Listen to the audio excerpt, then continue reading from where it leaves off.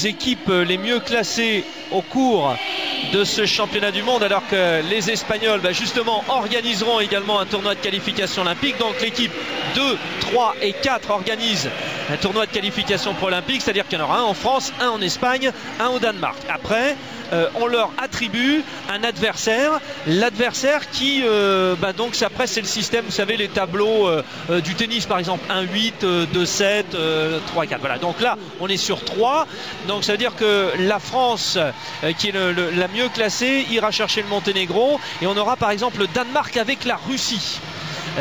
Voilà, et après on met des équipes en fonction des différents continents, c'est-à-dire qu'on devrait avoir le vice-champion d'Asie, en l'occurrence le Japon, dans cette poule, et on y ajoute également un représentant européen bien classé au dernier championnat d'Europe, ce qui serait la Roumanie. Les deux équipes gagnantes de ce tournoi sont qualifiées pour les Jeux Olympiques.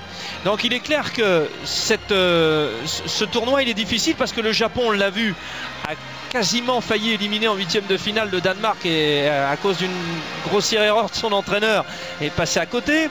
Ensuite le Monténégro, c'est l'équipe d'une des meilleures joueuses du monde, Bojana Popovic, et cette équipe s'était classée, vous vous souvenez, 6e du dernier Euro, battue par la France le dernier jour. Et la Roumanie qui aura retrouvé tous ses blessés, comme notamment Cristina Neagu. Donc l'équipe de France a de grandes chances d'aller aux Jeux Olympiques, mais finalement Thomas, nous en termes de télévision et de spectacle, on va être très contents, parce que ce tournoi de qualification pré-olympique, ça nous donnera vraiment de belles empoignades. Ah oui, ce sera sur Sport Plus, on l'imagine, on l'espère évidemment. Véronique, quand on vit ce genre de moment, vous l'avez vécu en 99, un an après la prise de fonction d'Olivier Crumbles, lorsque vous aviez perdu à Lillehammer, qu'est-ce qu'on ressent? C'est ce que disait Fred, finalement on est moins satisfait que l'équipe qui a terminé 3e alors qu'on est mieux classé.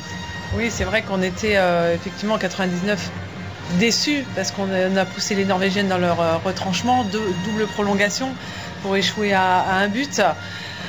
On se dit qu'on n'y retournera peut-être jamais en finale d'un championnat du monde. Donc voilà, on a l'impression qu'on ne pourra jamais y retourner et qu'on a gâché quelque chose. Maintenant, la déception passée, effectivement, c'est quand même un grand moment d'être sur le podium, de faire partie des meilleures nations. Et aujourd'hui, les filles doivent être fières de ce qu'elles ont fait. Franchement, elles sont belles. Elles sont vraiment belles, nos petites bleues là. Et je suis sûre qu'elles vont faire un beau parcours au jeu, elles vont se qualifier, elles vont faire un beau parcours au jeu. Bon, Frédéric, Valérie, on va vivre avec vous la remise de la médaille d'argent. On aurait aimé que le métal soit d'une autre couleur. Malheureusement, écoutez, on va se contenter de cette médaille d'argent. On va vivre avec vous la remise des médailles. Alors la médaille de bronze pour l'Espagne, c'est la première médaille dans un championnat du monde pour